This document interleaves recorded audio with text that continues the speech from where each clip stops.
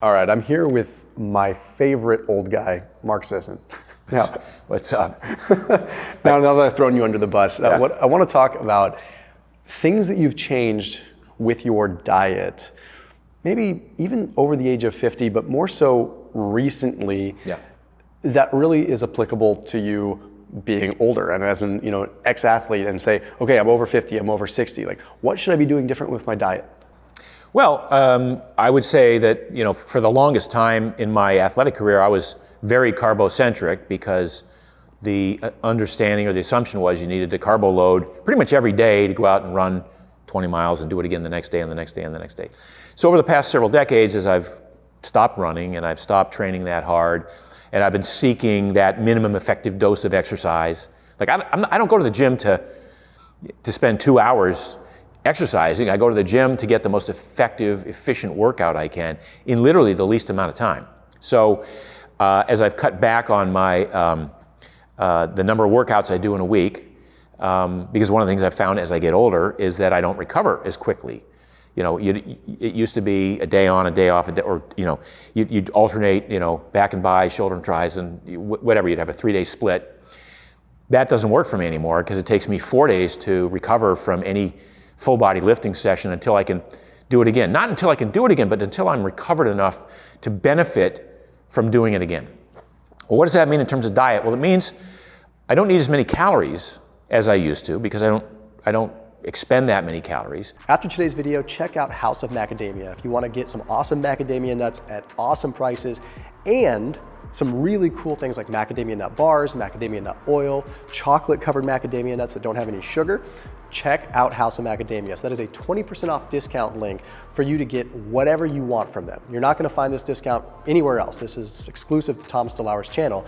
So if you like macadamia nuts, you like those monounsaturated fats, and you want to support a company that's supporting local farmers in South Africa, and they're the largest producer of macadamia nuts in the world, then check them out. So 20% off discount link for House of Macadamias right down there below.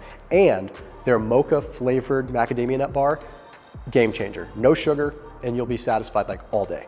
But it does mean that I'm much more protein centric. So most of what I focus my diet on is, am I getting a minimum of 120 grams of protein a day?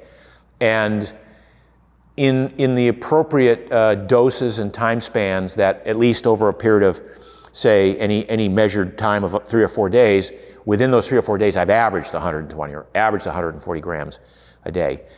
So it's protein centric.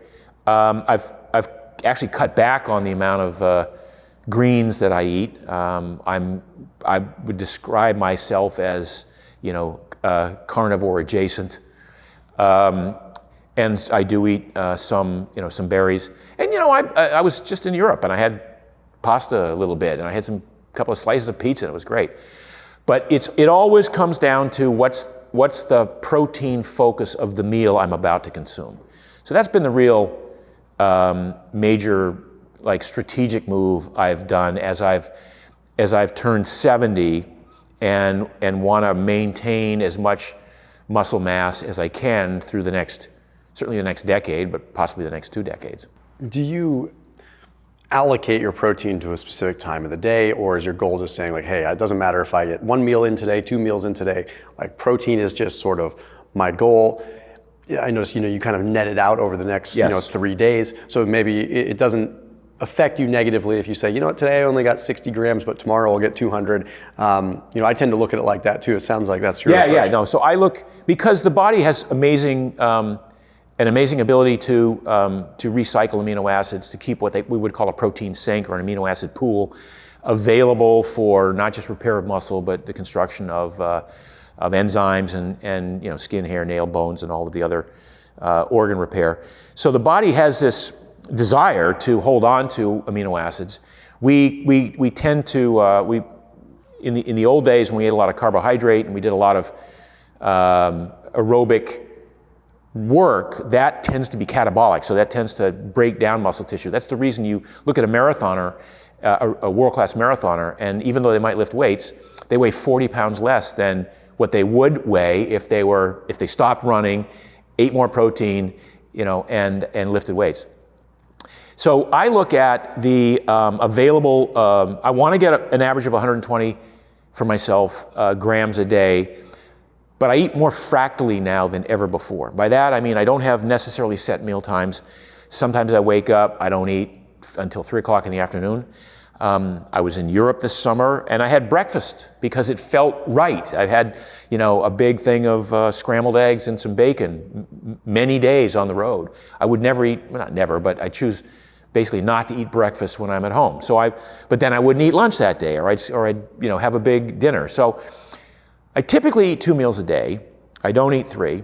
And I typically try to eat, a fair amount of protein as the center point of that meal, with the understanding that if I were to go back and look, some days I might get 60 grams. Some days I might get 180 grams of protein. But if I go back over the prior 4 days, did I average 120 over that time?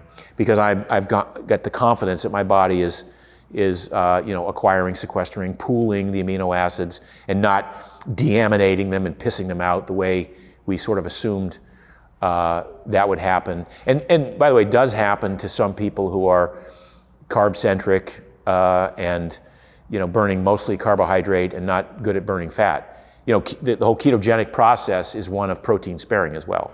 Yeah, I've had a theory that, it's not necessarily validated, but it's just been a theory that obviously insulin is anti-catabolic, right? So if you're consuming a lot of carbohydrates, you have an anti-catabolic process. But do you possibly enable your body a little bit? Do you baby it so much by providing these constant buffers of insulin as an anti-catabolic measure that when you do remove those carbohydrates, you become more catabolic, right? It's all theoretical. So it's like you almost have to, if you condition yourself to be more fat adapted, one could theorize that you're not dependent on the anti-catabolic nature of insulin as much because your body's perhaps more efficient at the gluconeogenesis process and that whole recycling system and being more efficient with the amino acid pool, so to speak. Right. Yeah, I mean, it's a legitimate theory. We'll figure out a way to test it. But, yeah, exactly. But for the most part, many people who are carbohydrate dependent and aren't athletic, they have those wild swings. So they're catabolic, they're anti-catabolic, or anabolic throughout the day, and it I guess it winds up equaling itself out. But I'd rather be mostly anabolic and as little catabolic as I possibly can now. And so to that end, I keep my insulin low, not because I think insulin is anabolic only because its job is to drive everything into the cells. You know what I mean? And so sugar first, of course, but amino acids. But in the absence of insulin, in a protein centric diet, you still get the insulin effect, and you still get an anabolic effect from that. Yeah, you just have glucagon to counter it, so you're not getting sort of call them the negative attributes of it. What's interesting is, as we get older, it seems like this is going to be more imperative because you always have a balance of muscle protein breakdown, muscle protein synthesis. When we're younger, you have less breakdown essentially. So your synthesis skewed, I always say, you're more skewed towards being able to be sensitive towards protein synthesis. As you get older, the tables turn and you're much more sensitive to being, facing breakdown. Right. So these protein numbers, although I know guys like Peter Attia say your protein demand, increases as you get older. I don't know if it necessarily increases. I just think it becomes more crucial. That's a good nuanced approach to it, and I would say one reason that I'd maybe back off a little bit from that is if you're doing the work in the gym, if you're lifting weights, and as I mentioned, I want to maintain or build muscle mass. I don't know about building muscle mass anymore at this point, but certainly maintain. So I don't want to go catabolic because I'm working too hard. For that reason, I limit my most of my sessions, in the gym to 45 minutes. But if I'm riding, the fat bike on the beach, which is it can be a pretty hard session, right? Almost never go more than an hour and a half. The old days, I used to go 5 hours. I'd go 4 or 5 hours. If I was going less than 2 hours, I wouldn't even bring a water bottle with me. Those were really catabolic workouts. But they were contemplated to make me a better endurance athlete, not to preserve muscle tissue and look in terms of longevity and decrease in the risk for lifestyle diseases. Certainly a decrease just in the risk of getting a cold or a flu because my immune system was compromised because I did 5 hours in the heat. Yeah, it's interesting because I a lot of endurance athletes, Brad, guys like that, guys that kind of followed this higher carb endurance training regimen. I mean, despite having so many carbohydrates, you are probably still flirting with ketosis most of the time with that kind of training demand. Yeah. So it makes me wonder if you've developed this mitochondrial adaptation that has allowed you to potentially preserve muscle better at your age now, despite having carbohydrates. I would definitely say that I probably doubled my mitochondrial proliferation, perfusion, whatever you want to call it, since I gave up distance running and started focusing more on strength and power. And again, I'm not a strength and power guy. I'm a skinny should weigh 138 to 142 pounds, but I've worked hard to weigh 169 to 171 by lifting, by doing more ballistic stuff, by sprinting as opposed to long distance running, by riding a fat bike on the beach for short periods of time rather than going 5 hours into the hills, by doing stand-up paddling, which is more of an upper body, it's kind of funny because stand-up paddling people think it's aerobic because you go for an hour and you're working constantly. Never get my heart rate above 125 when I'm paddling. I can get it up to 165 or 170 on the bike. So anyway, I digress, but basically for me, my choice of activities is contemplated to preserve muscle mass rather than beat myself up trying to train to compete at the cost of muscle mass, right? I could probably enter a triathlon and in my age group and do fairly well these days, or even a 10K. No interest in doing it because I would, while I become more efficient as a performance person, I'd probably lose 5 or 10 pounds of muscle, maybe more, in pursuit of this kind of artificial goal to win a medal. My goal is to win a medal for life. I'm 70 years old. I played ultimate frisbee last Sunday. I'm not saying I keep up with the 20-somethings and the 30-somethings, but I hold my own in a game that's a fast-paced game with a lot of jumping and a lot of running and a lot of moving around. What about like fat intake now? Is that different as you've gotten older? Not even necessarily as you've gotten older, like just with science and things that have kind of changed. Like, what is your? I'm not. I'm one of the original guys that said, "Don't fear fat." Right? I mean, not all fats are bad, and saturated fat is not the enemy that we thought it was, and saturated fat is not the proximate cause of heart disease. I go back 20 years saying that stuff. Does that mean I consume a lot of saturated fat? I don't seek it out. I mean, I don't look for fat in my diet. I look for mostly protein, an appropriate amount of crunchy, salty, accoutrement with vegetables or salad or something like that. Just an appropriate amount to give me some variety. And then I don't really I don't add extra fats to anything I'm doing. I don't put a pat of butter on my steak, for instance. I'm not looking for added fat to the extent that it enhances the flavor of what I'm eating, absolutely. But to think consciously, well, I only had 80 grams of fat today, I should probably have 140 to make up the caloric. I don't think in those terms. Yeah, it's so easy to overdo the fats when you're adding them too. It's like people your chances are, if you're eating meat and you're getting enough fat, you don't need to be adding this in. Exactly. In copious amounts. You eat some olives and olives have fat in them. I mean, I think that was the original big mistake of the popular arisal of the ketogenic diet 10 or 15 years ago, was people thought, wow, I can eat all the fat I want, and as long as I don't eat carbohydrates, I'll lose weight.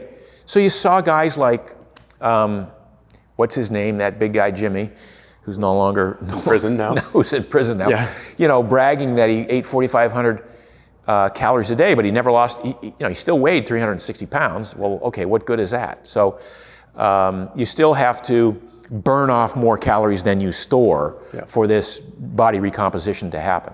Yeah, no, that's always been I think that's where a lot of the heat on the keto diet comes in. I think that we could have avoided a lot of sort of the backlash that the keto community received by not necessarily sort of glorifying fats. I think if we had just kept it cool and kept it like, hey, think Mediterranean style minus the starches. Right. There you go. Yep. No one would have ever balked at that. But when we start kind of pounding the addition of fats, and you look at even Paul Saladino now, it's like I asked him point blank, like, what do you think your fat intake is? He's like, realistically, it's probably under 80 grams a day. I don't seek it out. He said the same thing. He's like, I eat meat, and a lot of times, like, I'll eat the fat, and sometimes I won't. Sometimes I'll give it to the dogs. It's pretty simple with that. What about as far as collagen is concerned for someone over 50? I know you and I talked about interesting research with the jump rope was pretty interesting. Did you look up? Oh yeah. Yep. Yeah, I mean, and there's not much to follow up on that, but it was pretty compelling. And I just had my own personal experience with resolving an injury that was I was told was only fixable through surgery, and I did it. I fixed it myself, and I had Achilles tendinosis for a year and a half, and it was horrible. And I started supplementing 30 or 40 grams a day of collagen, and I fixed it. So I was a firm believer in that. I know that's an anecdotal kind of thing, but I've had enough people say that supplementing with collagen has improved their skin or improved their myofascial release technique. It's improved their resistance to pulling. An Achilles. I wish I could have gotten to Aaron Rodgers, but whatever. So I'm a big fan of collagen because we, most of the collagen-based organs and muscles and ligaments and tendons, they need this raw material that we cannot give them just by consuming organ meats or just by consuming the choice cuts of meats. It's certainly not through protein, certainly not through carbohydrates and fats. So I feel like collagen ought to be a fourth macronutrient that should be obligatory, especially if you're an athlete. You should be consuming the equivalent of 30 grams of collagen a day in your diet, whether it's from bone broth or chicken stock or eating skin. If you go back through the history of the history of sports recently and the history of U.S. development, in the first part of the 20th century, everybody had a grandmother that made chicken stock or chicken soup, or you simmered a carcass, or you had bone broth, or you ate Jell-O, which is gelatin, which is these collagen peptides, or your mother took Knox gelatin for her fingernails. So everybody had a means of getting some amount of collagen, and we didn't have the number of ACL tears, MCL tears, and all of these injuries that we see particularly in ballistic sports that we see now. Since the 80s, from the 80s until recently, there was no source of collagen in our diet. We only ate the choice cuts of meat. The whole bodybuilding community, and then the weight loss community, popularized boneless, skinless chicken breast and white rice, as the best meal you could eat 5 times a day. Keep it in a Tupperware, carry it around with you. So, and then Jell-O got a bad rap because it was, full of sugar or whatever. So kids stopped eating, moms stopped making Jell-O desserts. Knox gelatin fell by the wayside. So we had this 2-decade span where there was no collagen in our diets. And it wasn't until about 10 years ago, vital proteins came on the scene. Bone broth started becoming a big thing. We started talking about it in the paleo community, about making bone broth. People didn't understand that it was really mostly about the collagenous parts of the bone broth and using those parts of the animal that we would not otherwise access. So now in the last 10 years, we're seeing more people supplementing with collagen or consuming bone broth in the form of, kettle and fire or making their own. And I think the time is right to reintroduce Jell-O as a dessert because I think kids need some form of collagen. That's a very good point. It's like there's so much noise out there. I mean, collagen is one of those pieces where it doesn't just go into the amino acid pool. People don't. I mean, if you look at it's a collagen peptide. It's like saying injecting insulin is just going to go into the amino acid pool. Right. It's a series of amino acids. Right. Just because they're amino acids doesn't mean they're just immediately deaminated and going into a pool. There are aminos that spike and trigger different cascades in the body, and collagen is one of those that's been demonstrated. It does have an effect. It does, and it's particularly with connective tissue. So it's a very interesting wheelhouse. Well, and the other interesting thing about collagen, people assume, well, it's protein, so doesn't it blend with other proteins and again become diluted and lose its potency if you consume a collagen drink with your steak? Probably not. The idea that, but here's the thing about collagen that I find fascinating and most people don't understand. You look at a supplement facts panel or a nutrition facts panel on a collagen supplement, and it will say, 10 grams per serving, and then it'll say protein 10 grams. And then for the daily value, it says 0. Because it's not protein that the body can use to live on. And if you go back 25 or 30 years, there was a famous diet, the liquid protein diet, which killed a lot of people. Because the companies were making a liquid protein, you would drink it, it was 500 calories a day. They would think, I'm getting 120 grams of protein, and if I don't eat anything else, this is all I need. Well, they would essentially starve to death or get congestive heart failure because they weren't consuming a complete protein. It was just the collagen-based dietary peptides of the collagen material. So it's funny that this is why I think it ought to have its own separate macronutrient category, because you cannot lump it in with regular protein. Yeah, I agree. I think it's, a couple of people that I know that are so bare minimum on their supplements, barely take anything. The common denominator is collagen. They're like, this is the one thing that I add in. All right, when we're talking about peptides, like collagen peptides, there's this huge emerging world of peptides, stem cells, this whole world in the area of longevity talk online. It's, none of these things have FDA approval, so it's really difficult to really say, but does that even mean anything? It may or may not. I know you've had some injuries in the past. Have you had any experience with stem cells or anything like that? So I have. So let's start with peptides. My wife is big on peptides, so she does 4 or 5 of them daily. I did BPC 157 injectable for about 2 months, didn't notice anything. So, and I've done some Oralin over the years to try and, biohack my growth hormone production, didn't notice anything. Stem cells, I recently went to Costa Rica and had an infusion, a stem cell infusion. Thinking, well, first of all, I was, as I'd done a lot of research, so I knew the providers very well. Went with a bunch of friends who'd done research as well. So, but I was open. I'm like, I'm willing to try this. It's ridiculously expensive, but I have the means now, so why not? If the worst that can happen is nothing, I'm okay with that. And that's what happened. I got a big stem cell infusion, and we're 5 months into it, and I don't notice anything differently.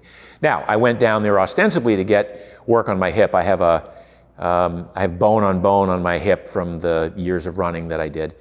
And, I've been advised to get a hip replacement. I want to push that off as long as I can. So I thought, well, I'd try a stem cell injection there.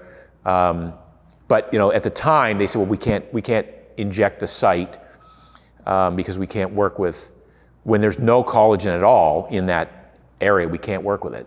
So I didn't do that. But then I found out later, maybe we could have. So the jury's still out for me. I'm concerned enough about wanting to be, keep my mobility and be able to keep doing the things that I like to do, play games, move through this world, visit places, hike, and do all the things I want to do, that I'm open to some of these new modalities. But I'm also, I would be the first one to say, I'm not going to advocate this for anyone.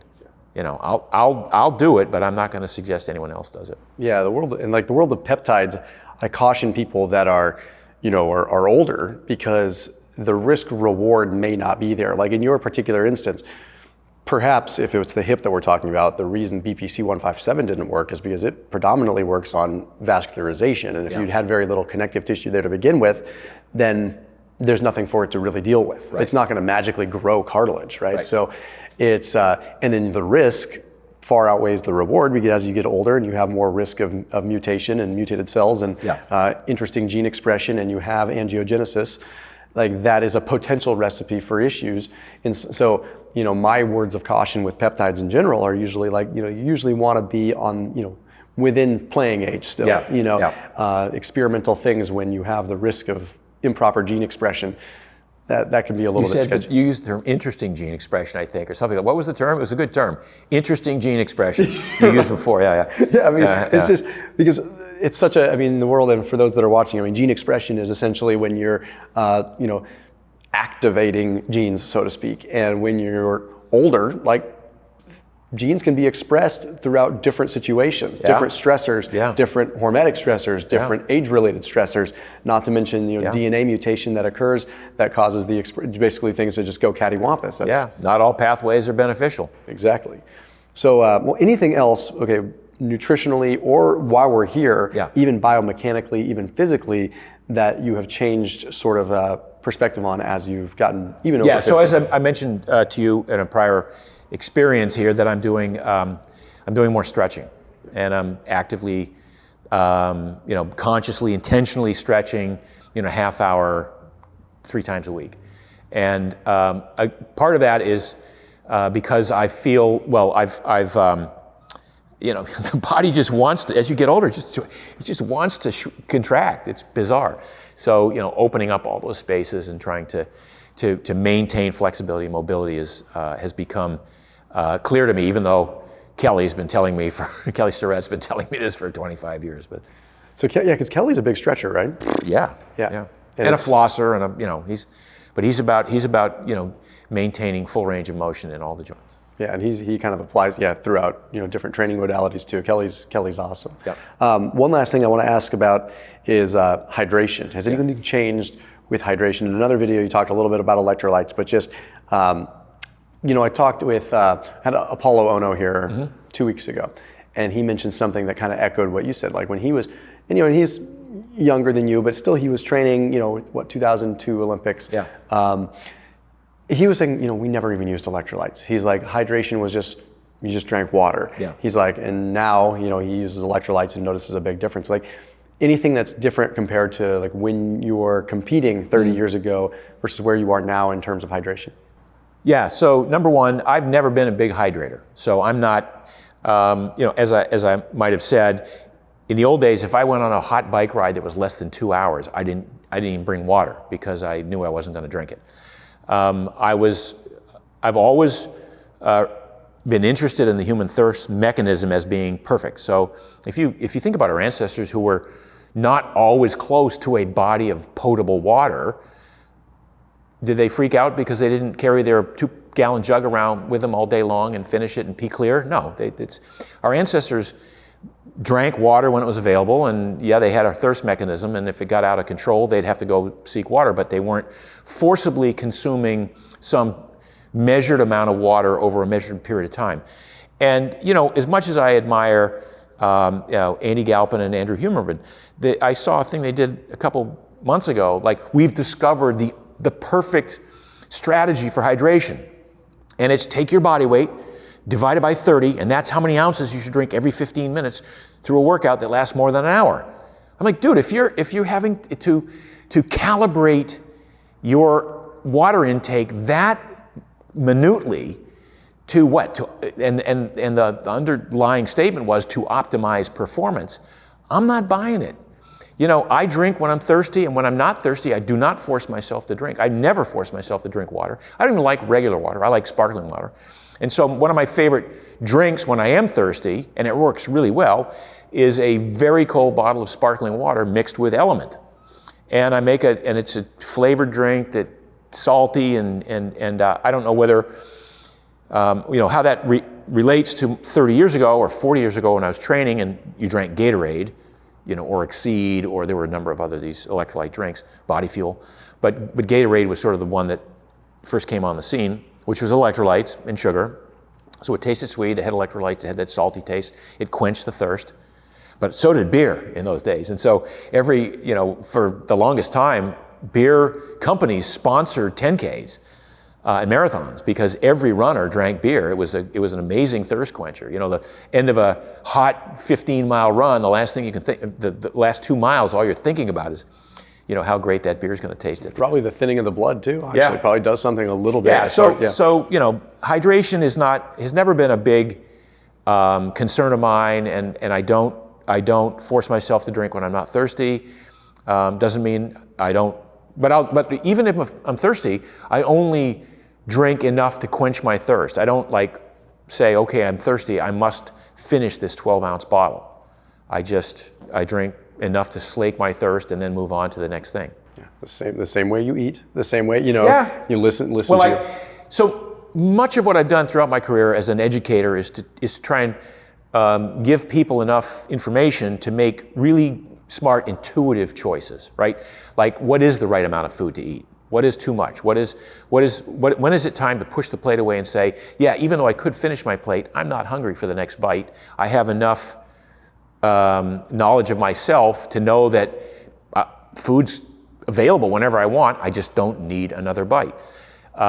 When is the wine, the second glass of wine, is that enough? Do I need to finish, the third? No, I sort of know where my limits are. When is the workout done? It said on the wall that I should do, 3 sets of 100 burpees. Well, my knee gave out on, halfway through the second one. It's okay to intuitively go, you know what, I could do it, I could finish it, but there might be a cost.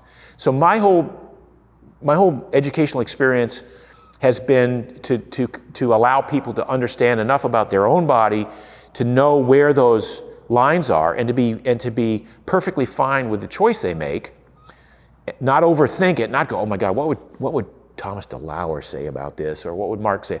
No, just make those choices for yourself based on what you know about yourself, based on the experiment of one that you've been carrying on for 5 or 10 or 15 years, and then be thrilled with where you are in life, right? And be happy that that's not an issue for you, that eating is not an issue, and that working out is not an issue, and that you have other issues maybe, but those are not your issues.